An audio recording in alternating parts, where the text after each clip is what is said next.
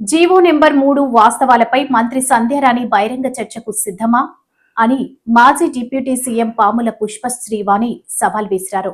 ఆమె మాట్లాడుతూ Paderu ITDA governing body సమావేశంలో మీరు చెప్పిన ప్రతి అబద్ధాన్ని ఖండిస్తున్నా. ఎన్నికల ముందు మీరు చెప్పిన మాటలేంటి, ఇప్పుడు మీరు ఆడుతున్న అబద్ధాలేంటి అని ప్రశ్నించారు. అందరికీ నమస్కారం. నేను మీ పాముల పుష్పశ్రీవాణి, ఎక్స్ డిప్యూటీ సీఎం. మా కర్మేంటో మా ట్రైబల్ వెల్ఫేర్ మినిస్టర్ కి ఒక అంశం మీద ఎన్నిసార్లు క్లారిఫికేషన్ ఇవ్వడం అనేది నిజంగా దురదృష్టకరం. ఏదైతే పాడేరులో జరిగినటువంటి పాలక వర్గ సమావేశంలో భాగంగా మంత్రి గారు చాలా తీవ్రమైన వ్యాఖ్యలు చేశారు. వాటన్నిటినీ కూడా తీవ్రంగా ఖండిస్తున్నాము.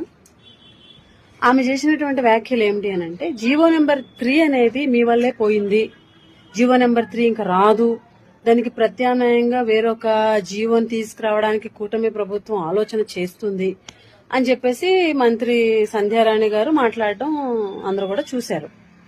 అయితే జీవో నెంబర్ 3 అనేది మీ వల్లే పోయింది, ఇంకా రాదు, కనీసం మీరు ఒక అడ్వకేట్ ని కూడా గత ప్రభుత్వంలో నియమించలేదు అని చెప్పేసి నిస్సిగ్గుగా ఎన్నిసార్లు ఒక అబద్ధాన్ని మాట్లాడతారు అంటే, ఒక అబద్ధాన్ని 100 సార్లు చెబితే నిజమైపోతుందని మీరు భావిస్తున్నారని మాకు అర్థమవుతుంది. ఎలక్షన్ ముందు కూడా జీవో నెంబర్ 3 విషయంలో ఎన్నో అబద్ధాలు చెప్పి గిరిజనులకి మభ్యపెట్టారు. జీవో నెంబర్ 3 అనేది జగన్మోహన్ రెడ్డి గారి వల్లే పోయింది అని చెప్పేసి గిరిజనుల్ని మభ్యపెట్టారు. ఆ అబద్ధమేని బాగా ఎక్కించారు. మేము ఎన్నో సందర్భాల్లో చాలా క్లారిటీ ఇచ్చాం. జీవో నెంబర్ 3 విషయంలో గత ప్రభుత్వం, జగన్మోహన్ రెడ్డి గారి ప్రభుత్వం రివ్యూ పిటిషన్ వేసింది. ఆ రివ్యూ పిటిషన్ సుప్రీంకోర్టు నెంబర్ ఇస్తూ మొన్న ఏప్రిల్లో ఆ రివ్యూ పిటిషన్ ని, అంటే ఏపీ గవర్నమెంట్ తో పాటు ఇంకొక 16 మంది రివ్యూ పిటిషన్లు వేస్తే మొత్తం 17 రివ్యూ పిటిషన్లు కొట్టేసింది సుప్రీంకోర్టు అని ఎంతో క్లారిఫికేషన్ మీకు ఇవ్వడం జరిగింది విత్ ఎవిడెన్సెస్. కానీ ఈరోజు మంత్రి గారు నిస్సిగ్గుగా ఒక ఎవిడెన్స్ ఉండదు, ఏమీ అసలు కనీసం ఒక డేటా కూడా తెప్పించుకొని మాట్లాడేటువంటి పరిస్థితి లేదు.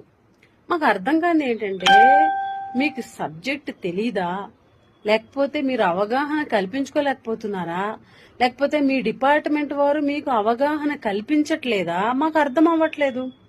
కనీస అవగాహన లేనటువంటి మాటలు మాట్లాడుతున్నారు. నిస్సిగ్గుగా ఒక మంత్రి స్థాయిలో ఉండి అబద్ధాలు చెప్తున్నారు. ఏమంటారు మీరు? కొత్త జీవో తీసుకురావడానికి కూటమి ప్రభుత్వం ప్రయత్నం చేస్తుంది ప్రత్యామ్నాయంగా. అసలు ప్రత్యామ్నాయంగా మీరు ఒక జీవో తీసుకురావాలంటున్నారని చెప్తున్నారు. అసలు నిజంగా మీలో చిత్తశుద్ధి ఉంటే ప్రత్యామ్నాయంగా జీవో నెంబర్ 3కి ప్రత్యామ్నాయంగా ఇంకో జీవో తీసుకురావాలని నిజంగా చిత్తశుద్ధి ఉంటే మీ ప్రభుత్వం ఏర్పడి మీరు మంత్రి అయ్యి సంవత్సరం కావస్తుంది. ఇప్పటి వరకు ట్రైబల్ అడ్వైజర్ కౌన్సిల్ ని ఏర్పాటు చేయలేదు. ఏ ప్రత్యామ్నాయంగా జీవో తీసుకురావాలన్నా ఖచ్చితంగా టీఏసీలో తీర్మానాలు చేయాలి. టీఏసీలో తీర్మానం చేయాలి. ఆ టీఏసీని కనీసం ఇప్పటి వరకు మీ ప్రభుత్వం ఏర్పాటే చేయలేదు, దాన్ని ఊసేలేదు. ఎక్కడ మీకు చిత్తశుద్ధి ఉన్నట్టు మేము ప్రశ్నిస్తున్నాం, చెప్పండి. ఆ సమావేశంలోని ఎమ్మెల్యేలు, ఎంపీ గారు, అలాగే జడ్పీ చైర్మన్, ఎమ్మెల్సీలు, జడ్పీటీసీలు, ఎంపీపీలు అంతమంది జీవో నెంబర్ 3 మీద గళమెత్తుతూ మాట్లాడుతుంటే చాలా యారగెంట్ సమాధానంతో, యారగెన్సీగా వాళ్ళని దూషిస్తూ, ఇష్టం వచ్చినట్టు వాళ్ళని దుర్భాషలాడుతూ, ఇష్టం వచ్చినట్టు వాళ్ళని మాటలతోటి వ్యంగ్యంగా మాట్లాడుతూ జడ్పీ చైర్మన్ పట్టుకుని మీరు ఆగండి, ఎన్నిసార్లు మీరు మాట్లాడతారని చెప్పి మీరు వ్యాఖ్యలు చేశారు. నిజంగా చాలా బాధాకరం. జడ్పీ చైర్మన్ పాలకవర్గ సమావేశం, ఐటీడీలో జరిగే పాలకవర్గ సమావేశానికి జడ్పీ చైర్మన్ అనేవారు వైస్ చైర్మన్ కలెక్టరు, పీఓ గారు కన్వీనర్ గా ఉంటారు. అలాగే ట్రెజరర్ అండ్ సెక్రటరీ కూడా పీఓ. మిగిలిన ఎమ్మెల్యేలు, ఎంపీ గారు, అదేవిధంగా ఎమ్మెల్సీలు, జడ్పీటీసీలు, ఎంపీపీలు, ఐటీడీ పరిధిలో ఉన్న ఆల్ డిస్టిక్ ఆఫీసర్స్ అందరూ కూడా మెంబర్స్ గా ఉంటారు. మంత్రి అయినంత మాత్రాన మీరు ఓన్లీ స్పెషల్ గెస్ట్ మాత్రమే, ముఖ్య అతిథి మాత్రమే, స్పెషల్ ఇన్వైటీ మాత్రమే. అక్కడ వైస్ చైర్మన్ అయినటువంటి చైర్మన్ పట్టుకొని ఇష్టం వచ్చినట్టు మీరు ఆగండి, మీరు మాట్లాడడానికి లేదని మాట్లాడడం ఏంటి నాకు అర్థం కాదు. అలాగే సీనియర్ నాయకులు ఎమ్మెల్సీ రవిబాబు గారు ఆయన మాట్లాడుతుంటే మైక్ కట్ చేశాడు. ఆయన విత్ ఎవిడెన్సెస్ ఎంత చక్కగా జీవో నెంబర్ 3 విషయంలో గత ప్రభుత్వం ఎంత చిత్తశుద్ధితో ఉంది, ఏమేం చర్యలు చేపట్టింది అని ఆయన క్లియర్ గా ఆయన వివరిస్తుంటే మైక్ కట్ చేసేస్తున్నారు. మీరు మాట్లాడడానికి లేదు. మీరెవరు నన్ను డిక్టేట్ చేయడానికి అంటారు? అసలు మీరెవరు డిక్టేట్ చేయడానికి ఎదుటి వాళ్ళని, ఎమ్మెల్సీలని ఎమ్మెల్యేలని వాళ్ళందరినీ డిక్టేట్ చేయడానికి మీరెవరు?